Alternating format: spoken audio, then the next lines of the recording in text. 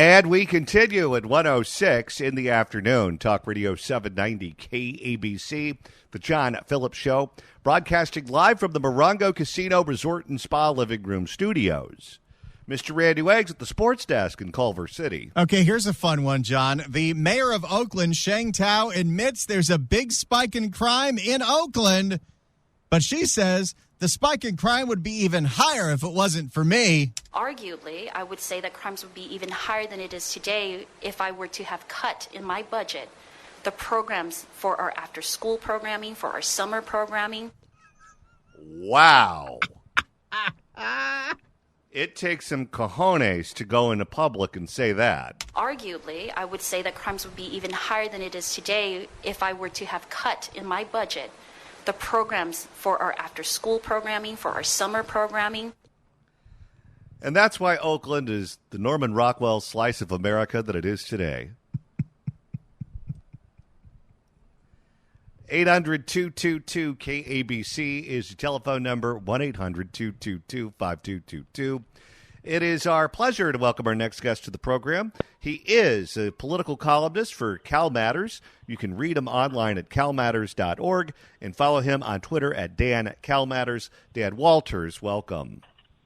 Oh, thank you. Good afternoon. Good afternoon to you, too. So tonight is the first GOP presidential debate. It's going to be on Governor Gavin Newsom's favorite cable news channel, the Fox News Channel. And going on up against it will be former President Donald Trump on with Tucker Carlson. Which one do you think Gavin Newsom will be watching? I don't know. I know I'm not going to watch either one of them, to tell you the truth. You remember the old song, Bring On the Clowns? What was that song? Yeah, I mean, I just can't get excited about it. It's too... I just can't take it seriously. Let's put it that way. It just sounds out in the realm of fantasy line somewhere. It's not real in my book. This whole thing is just not real. It has nothing to do with human reality. It has to do with I don't know. It's a clown show. Come on, it is. Well, and you have one candidate who's not there, who's 50 points ahead of everyone else. Yeah, and I was thinking, okay, so this is not competitive in the slightest. And I was trying to rack my brain about the biggest shift in political history that I could remember. And the closest thing I can come up with is 1994, when Pete Wilson was running for re-election, and they had polls showing him down by double digits to Kathleen Brown. And then when all of the voting took place, he ended up cleaning her clock by double digits. So you had a 30-some-odd point swing. But that's the biggest swing I can remember. Well, yeah, but that swing, it wasn't quite as sudden as everybody thought. I remember that very well. I covered that. And by early October, maybe late September, it was pretty evident that Pete Wilson was going to win. Kathleen Brown it was a terribly managed campaign on her part. She really wasn't ready for prime time, and it showed. The initial thing with the Pete Wilson thing was that he wasn't a very warm and fuzzy sort of guy, and he didn't engender much good feeling, and he'd been through the mill. I mean, there'd been riots and floods and recession. I mean, there are a lot of stuff that happened during Pete Wilson's governorship. And so he was kind of suffering the blame for that, but he never did that badly in the polls. If you took the fair and the good and the excellent all together, he was always above 50%. And I got a call during that campaign, early that year, from a guy from Time magazine saying they were doing a big cover piece on Kathleen Brown, and he called me up and said, "Well, what kind of a governorship will Kathleen Brown have?" And I said, "What makes you think she's going to be governor?"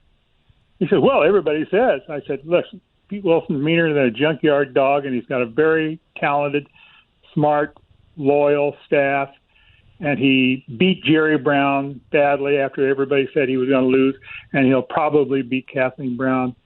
And he didn't take my word for it, and they did the big cover thing. But later on in the year, I saw him just before the election. He said, "You tried to warn me," and I said, "Yes, I did, but you didn't listen to me." And it was kind of embarrassing. They had a big cover story in Time magazine about Kathleen Brown as the next wonder politician who was going to be president of the United States, and it didn't come about. So yeah, I mean, there can be very big swings, but just think about how bizarre this situation is. They're having a Republican presidential debate. The leader, as you say, Donald Trump, isn't showing up. In fact, he's going to do a counter program interview. And yet the guy's under how many indictments these days? Come on. I mean, this whole thing is so bizarre. It's hard to take it seriously. It really, honestly is hard to take seriously. I mean, he's being arraigned on criminal charges one day, and the next day he's having an interview for running president of the United States. Come on. There's something weird about that. Let's shift gears and talk about California for a second, because we've Speaking of bizarre, right? Yeah. Well, Donald Trump certainly has a history of going after the news media. That's part of his presentation. That's part of his routine. And he's been that way since he was covered by the New York tabloids. He always had a love-hate relationship with them. The Democrats usually don't attack the news media as overtly. They do it privately. They don't do it publicly. That's beginning to change here in California.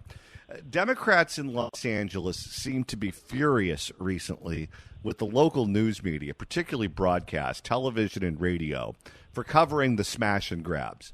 And they want us to stop showing the footage on television of these malls and department stores being robbed. Let's start out with the district attorney, George Gascon. What do you say to the person who points a finger at you, saying that there are people in this community who believe they can get away with serious crime in LA County and not be held accountable? Well, I would ask you the question, what would you tell them when you just heard me speaking right now? Because I think you have a responsibility also for addressing it, right? So I would hope that you do so. Here's the mayor, Karen Bass. However, when you have a spectacular type crime happen like this, it does create a sense of fear. But one of the reasons it does is because it's exploited by the press, and especially the conservative press that wants to paint Los Angeles and many other Democratic-run cities as though we are in a crisis of crime, and that is not the case. And here is Assemblywoman and current candidate for Congress, Laura Friedman. We also need to stop scaring the heck out of people. You know, we've got people in this country that drive around with guns and walk around with guns because they've been told that there are people that are going to kill them every step of the way. Mm-hmm. You know, we have a media that stokes the fear people have against each other and against their neighbors, and we need to hold them more accountable for stoking that kind of fear. We need to be held accountable. What do you make of all of this blame? Well, you're seeing the same sort of thing in Northern California, which it has its own wave of smash and grab crime and car clouts and freeway shootings and so forth. And as you noted earlier, the mayor of Oakland saying, well, the mayor of Oakland, look, you shoot the messenger, right? When you can't deal with the message, you shoot the messenger. The messenger is the media, and this state is controlled by Democratic politicians, north and south, statewide, almost every corner of the state.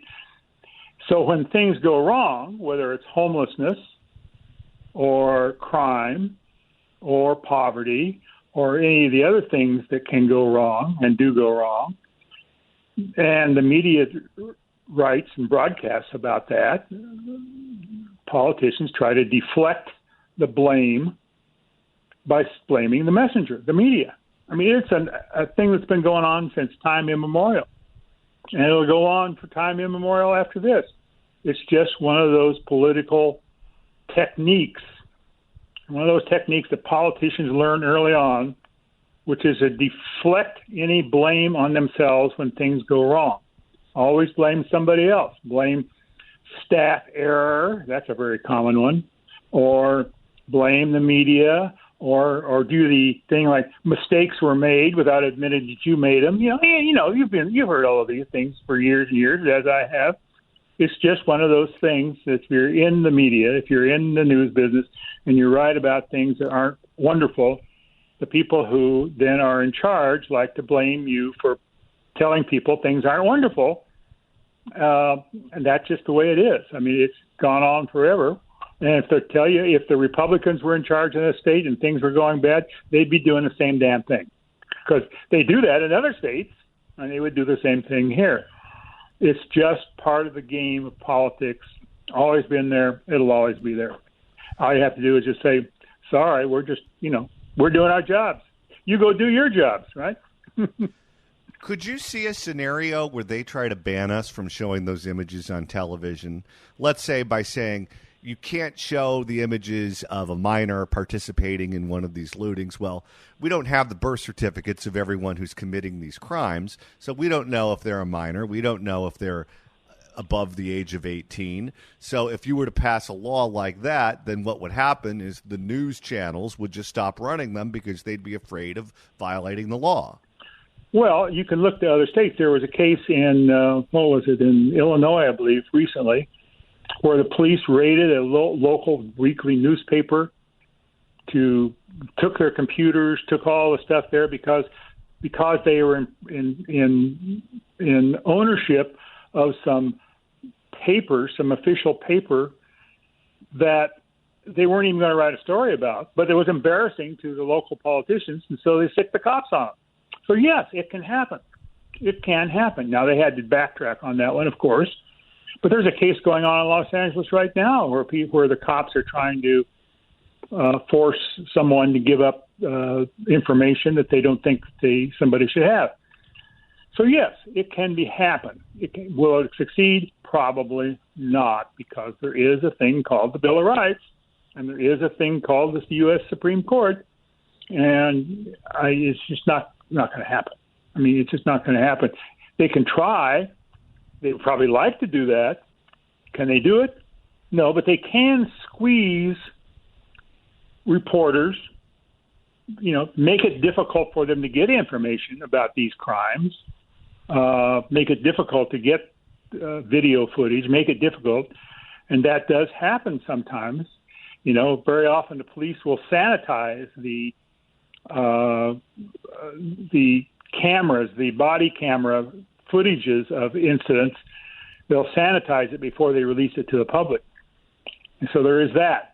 So there is there's a place where they could try to reduce the amount of coverage, but to try to actually ban it outright, I don't think they could get away with that ever.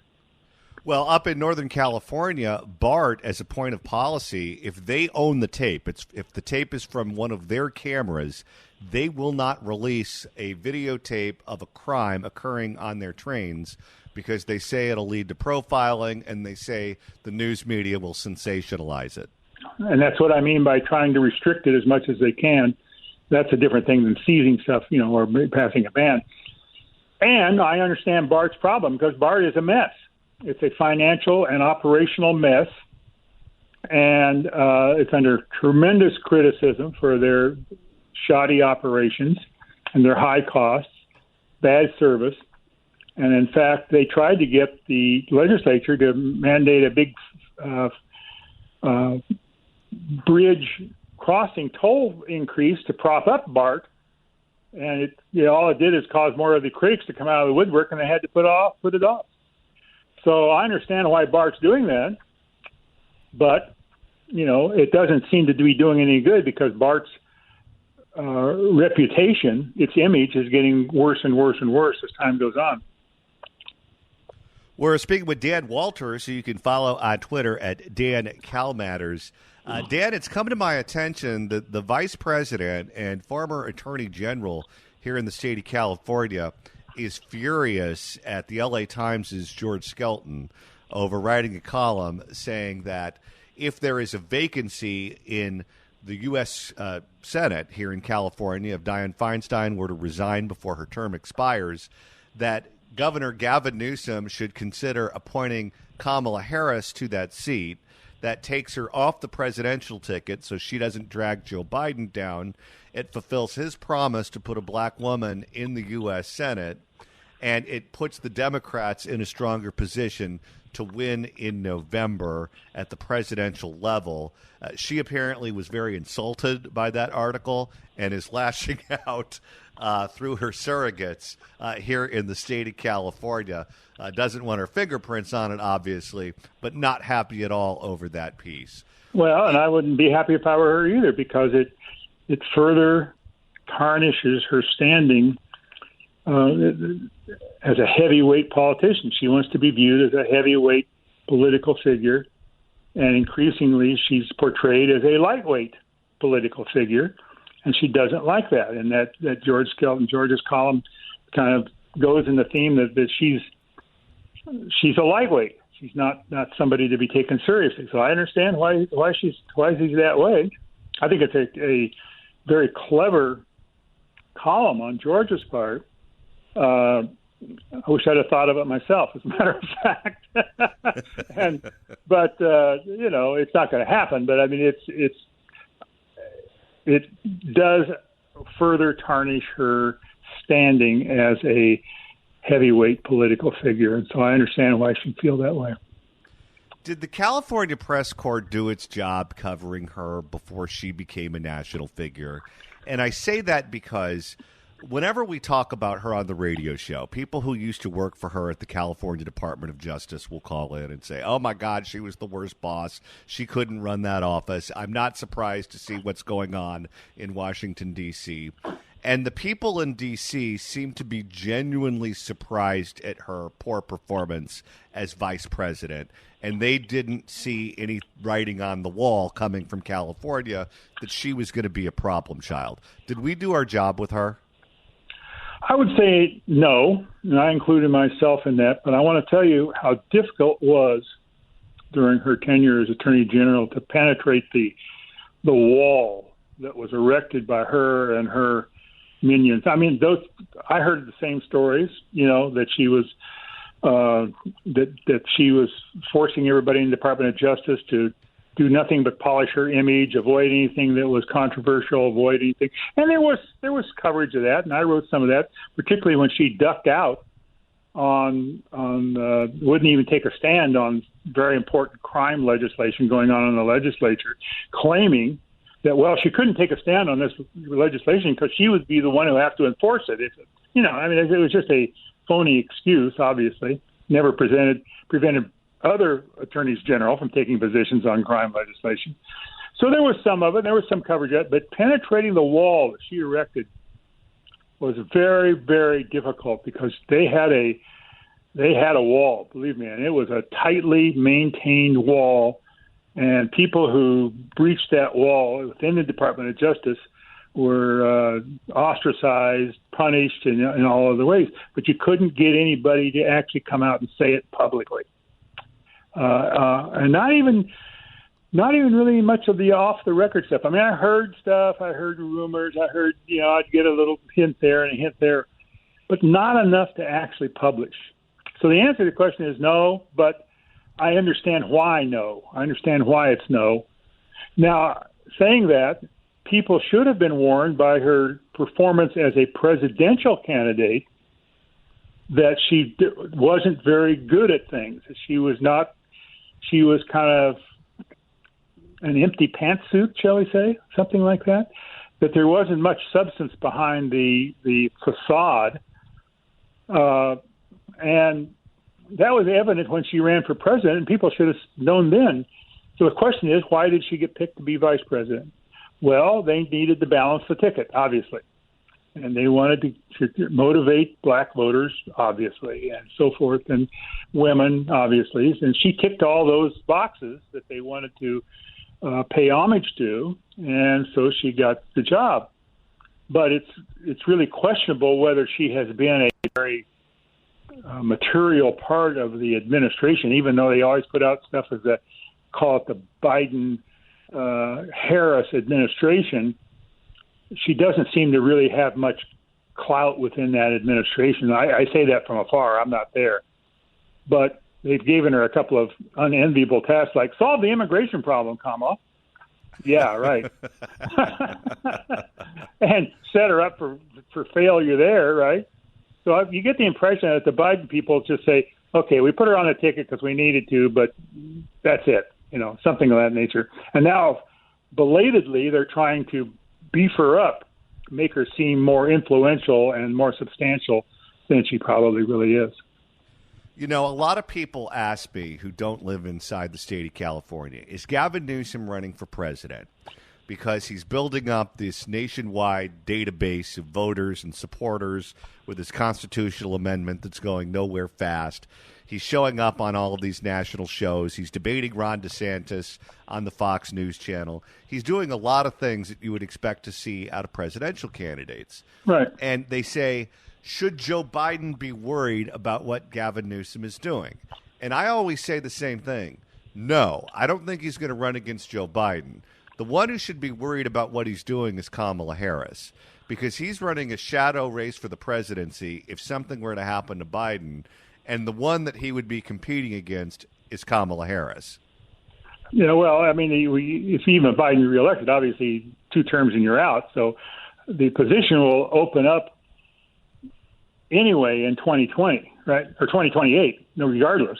Either there'll be a Republican president then and the Democratic nomination will be up for grabs, or Biden will be gone by then and the Democratic nomination will be up for grabs. Either way, is he running for 2028? I think he's running to position himself if the opportunity arises. I keep saying this, and I'm not going to get off this. This man has spent literally half of his life climbing up the political ladder from appointed commissioner in San Francisco to the governor of California. Half of his life. I don't think he's just going to call it quits and go back to peddling wine once his term's up in 2026. It just doesn't seem likely that he's going to do that. So I think he's positioning himself to be there, to be there and be in a position to make the move if he thinks it's a move to be made. Is it a move to be made? I think it's questionable, frankly. I think that California is so much somewhat a laughingstock or a target of hate in the rest of the country.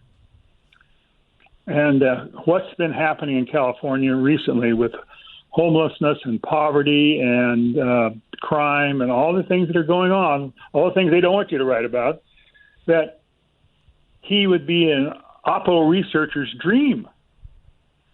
How would you run against Gavin Newsom? You start showing video of California, right? and I think he knows that. I mean, he's smart enough to know that.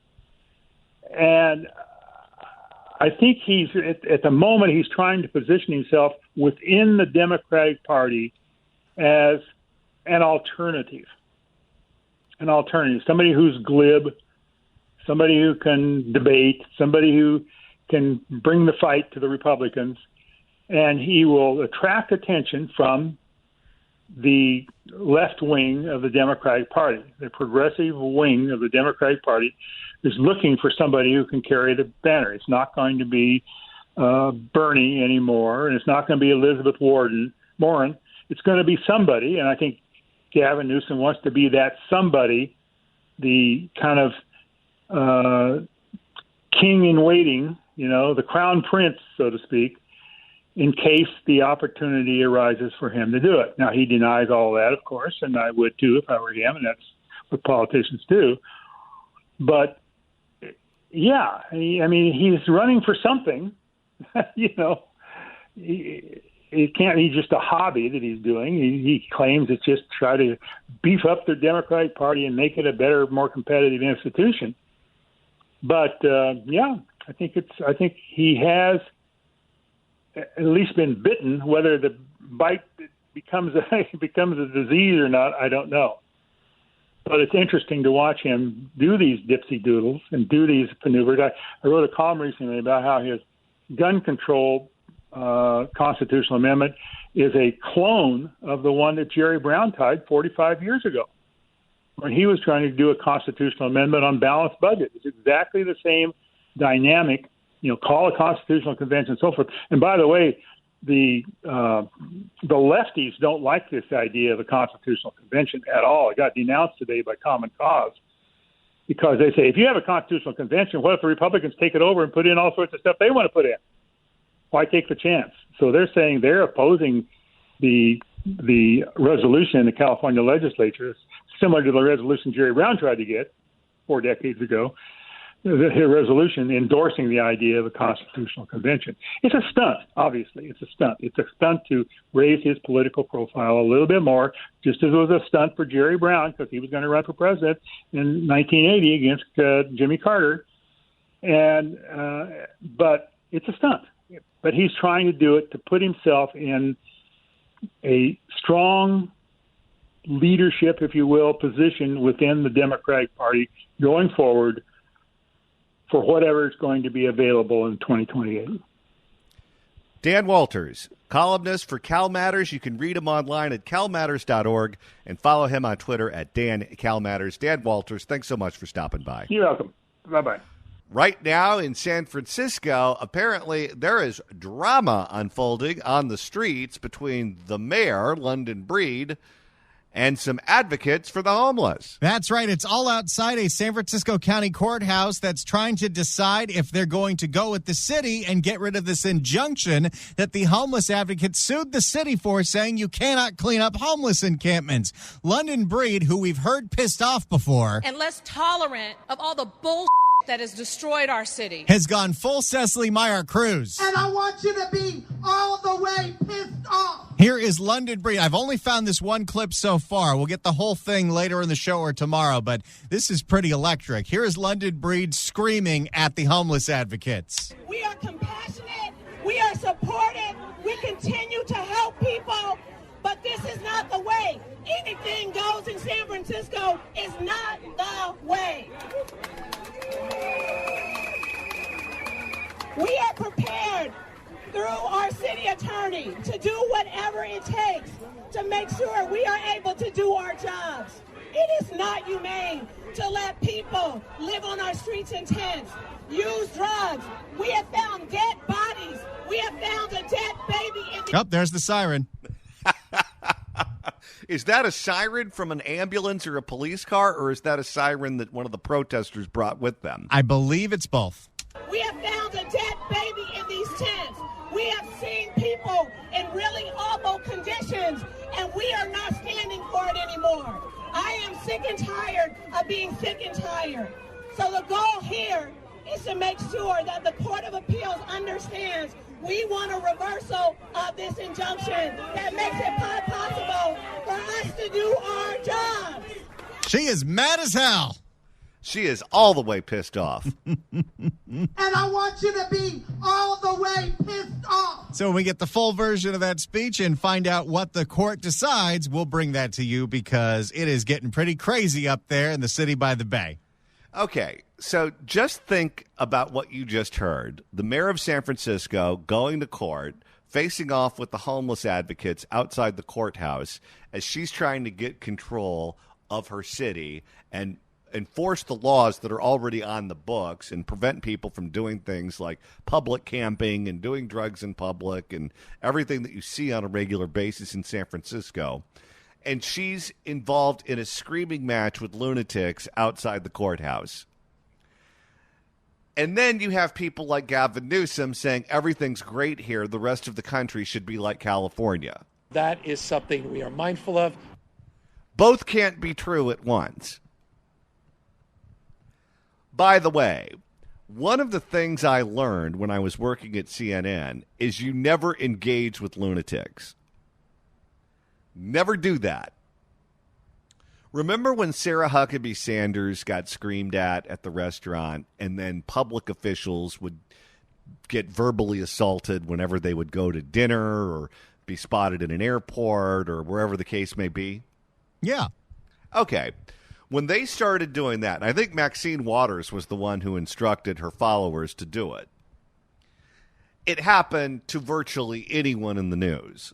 Anyone in the news became open season whenever you found them at a restaurant or a bar. So I was one of the few Republicans on CNN, which means that everyone watching me on television hated me and hated what I was saying. So when that was going on, every once in a while, I would have people come up to my table at a restaurant and just start screaming at me, or at a bar and just start screaming at me. And the policy that I had is that I would never engage. I would never scream back. I would never engage in conversation. I would continue my conversation with whoever I was sitting with. And then eventually the people who were the operators of the restaurant would come and they would escort the person out. Because if it's one person screaming at the top of their lungs, it's a lunatic having a meltdown. If it's two people screaming at one another, you can't tell which one's the crazy one, and you can't tell which one's trying to calm down the crazy one.